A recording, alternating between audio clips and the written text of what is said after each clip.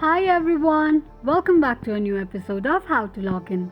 Today in this video I'm going to show you how you can sign up for your Craigslist account. Watch the video till the end. To sign up for your Craigslist account, firstly open your Google search. Type in Craigslist sign up and make a search. The search results will be displayed on the screen. Click on the sign up link shown on the page. It will take you to the official page of Craigslist. Tap on the human icon on the top right corner of the screen. To sign up for your account, enter your email address and tap on Create Account. A sign up link will be sent to your email address. Open your email and tap on Sign up link sent by Craigslist. Create a password for your Craigslist account. Confirm your password by re-entering it and tap on Set Password.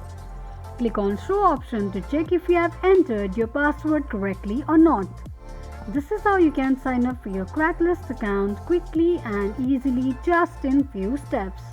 If you have any thoughts or queries, let us know in the comment section.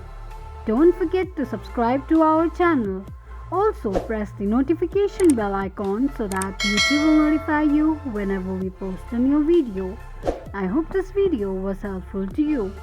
Thank you so much for watching.